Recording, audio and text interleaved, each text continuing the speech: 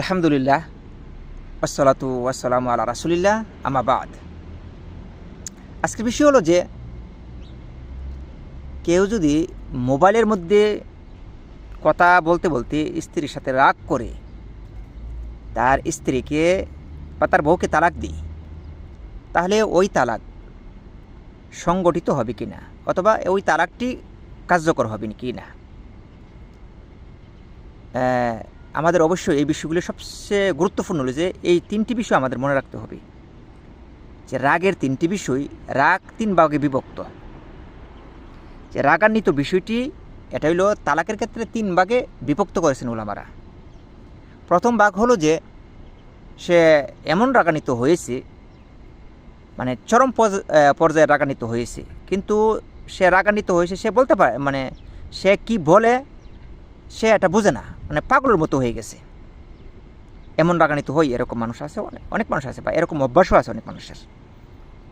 তাহলে ওই রাগে তালাক হবে না। এটা জুমহুর উলামারা বলেছেন, মানে এরা মুত্তাফিকুন, মানে উলামারা একমতি বলতে গেলে যে ওই রাগে রাগান্বিত হবে না, কারণ সে পাগলের মতো হয়ে গেছে। যেমন কোনো পাগলে যদি মানে তালাক দিই তার তালাক সংগঠিত হবে না, তালাক সংগঠিত হবে না। এটা হলো এক নম্বর। দুই নম্বর হলো যে স্বামী তালাক দিয়েছে, সে স্বাভাবিক রাগ করেছে, কিন্তু ওই রাগে তার মনের কোনো পরিবর্তন ঘটেনি, অথবা সে স্বাভাবিক রাগ, মানে স্বাভাবিক রাগ, কিন্তু তার কোনো যে নিয়তের কোনো পরিবর্তন ঘটেনি, তার অন্তরে ছিল যে তালাক দেওয়ার, ওই রাগের কারণে সে তালাক দিয়েছে, তাহলে ওই তালাকটি সংগঠিত হয়ে যাবে। এটা হলো দুই নম্বর। আর তিন নম্বর হলো যে সে রাগ করেছে, তার রাগটা চরম পর্যায়ে গিয়েছে, কিন্তু তার নিয়ত ছিল না তার স্ত্রীকে তালাক দেওয়ার। যখন সে তালাক দিয়েছে তখন তালাক দেওয়ার পর বুঝতে পেরেছে যে এটা আমার জন্য সঠিক হয়নি, সে অনুতপ্ত হয়েছে। আর বিশেষ করে ওই রাগে তার নিয়তকে পরিবর্তন করেছে, বিশেষ করে ওই রাগে তার নিয়তকে পরিবর্তন করেছে। এই যে রাগটি, তিন নম্বর রাগ, এটা নিয়ে উলামাদের মধ্যে মতবিরোধ। কিছু কিছু উলামাদের মধ্যে তালাক হয়ে যাবে, কিন্তু সহি মত হলে যে তালাক হবে না। কেননা কারণ তার রাগে তার নিয়তকে পরিবর্তন করেছে। এজন্য রাসূলুল্লাহ সাল্লাল্লাহু আলাইহি ওয়াসাল্লাম বলেছেন যে লা তলাকা ওয়ালা আতাকা ফি ইগলাক।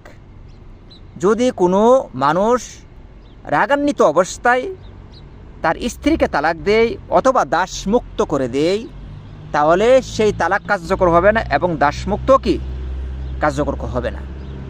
আরেকটি দলিল আছে যে রাসূল সাল্লাল্লাহু আলাইহি ওয়াসাল্লাম বলেছেন যে ইন্নাল্লাহা তাজাওয়াজা লি আন উম্মতি আল খাতা ওয়ান নাসিয়ানা ওয়া মাস্তুকরিউ আলাইহি।